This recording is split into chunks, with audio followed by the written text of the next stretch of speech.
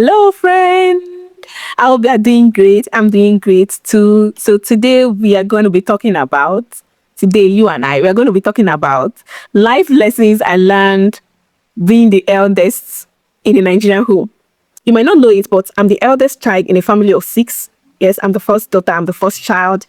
I am the Ada. According to Igbo culture, I am the Ada. And I wouldn't say it's an easy experience. I mean, it's like a mantle. It's like an assignment that has just been given to me. And sometimes it gets really hard. But then I'm going to be sharing with you the lessons I've learned. Yes, learn from me. I am going to be giving you the nuggets of wisdom. Just kidding. Number one is you just become like the family's second parent. Yeah, it sounds weird, but it's actually the reality. Being the first, you are forced to be the model parent. You are forced to be like the epitome of perfection. Like people are always looking up to you to be the best, like to show the best of character, not to make mistakes, things like that. And sometimes it can be really overwhelming. But that's like the role that you found yourself. It's like you become just a role model that nobody appointed. You become a role model, you become a tutor, you become a disciplinarian, both to your siblings. You become everything and more to everybody, to your siblings, to your parents, to everybody around you. Well, it sounds exciting, right? But it can also be overwhelming. Then the second is that you learn to negotiate early. Yes, I learned to negotiate early. You negotiate with your parents for maybe late curfews. I remember one time when my dad said, once you are wherever you are and it's 7 p.m., that just stay where you are. Don't bother coming back home, that he won't open the door for you. So me being the first, I had to negotiate and argue and ask my dad, what if the church program is stopping by 7:30? What if we don't find public transportation and we get delayed, things like that. And along the line, he had to like concede and extend the time to 8 p.m. So I learned how to negotiate early. So it's just one of the things I learned from being the first child in the family. Another thing that is very weird is you have to start asking for permission to go out. Like, this is real. As a girl, you have to ask for permission to go out with your friends, or maybe a guy asks you out on a date. You have to ask. You have to explain and explain before your parents agree.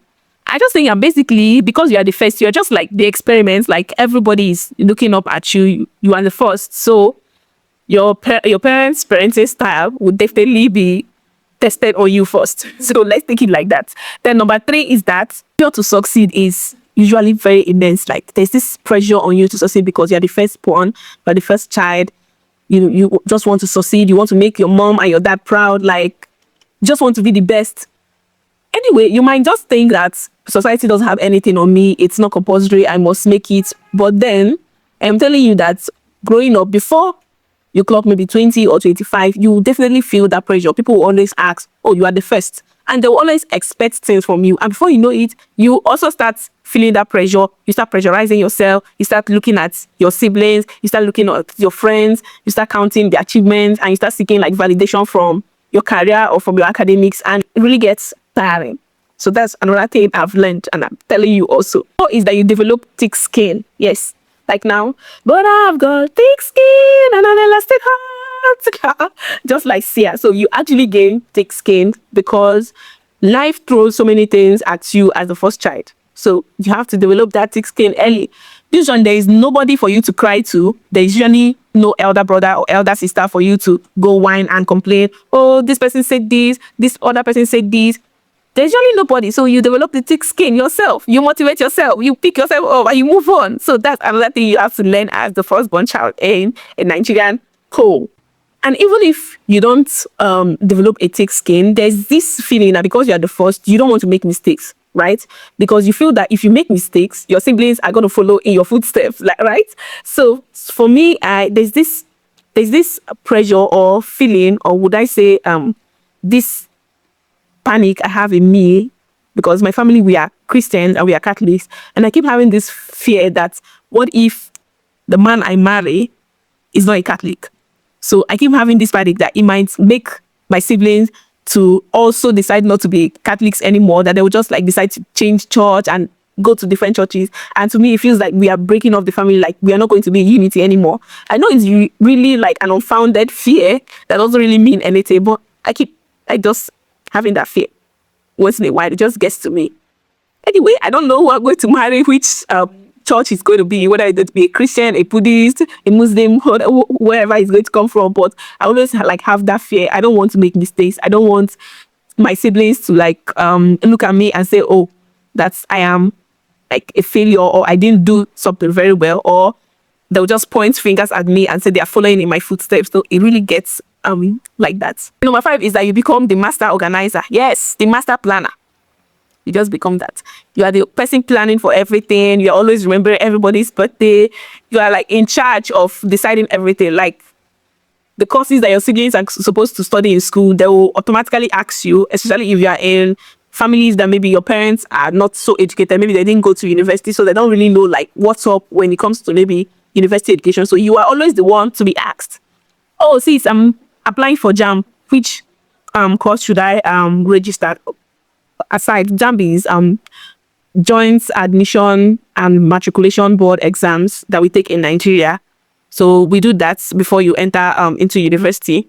So it's always a hassle for teenagers because they're always thinking, oh, what course should I register? Am I going to be able to make the cutoff mark? So the pressure is really intense. Like people are always asking for advice. So they will always ask you for advice. So you have to do the research as the eldest and decide for everybody, like keep planning for everybody. If there's maybe an event or anything that is going on, you are the one, the eldest, you are going to be the one to plan the event. You're going to be the one to plan the finances and stuff like that. Like, it's just like an unspoken rule that you are the one doing everything. Yeah, growing up, I was always the person helping my siblings with their assignments, their homework. That's assignment is homework. You help them with the assignment. You make sure that they do the house chores, that they wash plates on time, that they have their baths on time before my mom gets back from the market. So things like that. You are always like the organizer, like putting the house in place. So, and because of that skill, you usually grow up in life with that same skill. Like you become like a pro as organizer. So I am a pro in organizing. I'm telling you. And number 6 is that you're your siblings' greatest cheerleader and supporter automatically.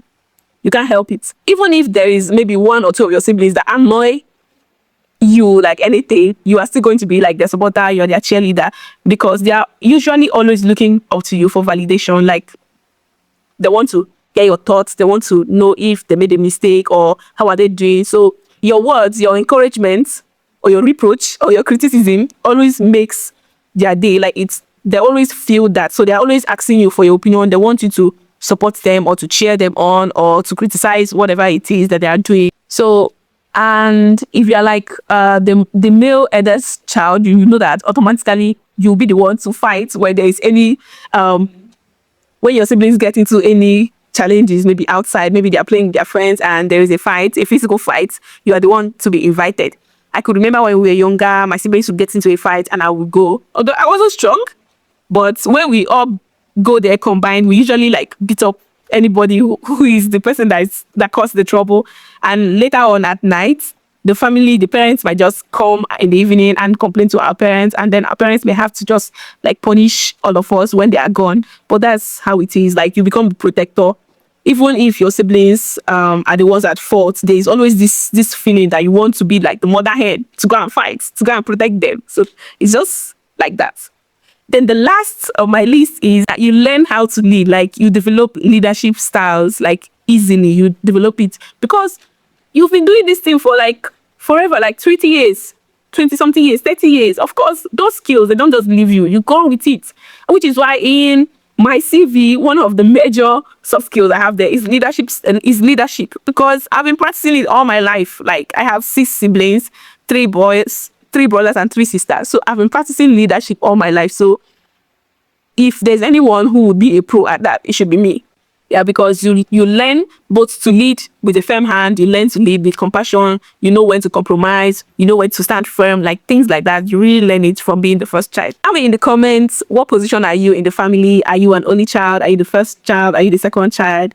What position are you as a girl child in your family? Also, do you also relate to these experiences, this kind of lessons I just shared as a firstborn in your family? So let's discuss in the comments. Thank you for watching this video to the end, and please like, subscribe and share this video. You are really helping me and I love reading the comments. I love interacting with you all. So thank you. You can follow me on Instagram and TikTok. I use my name Ifunanya Chukwuvivian everywhere.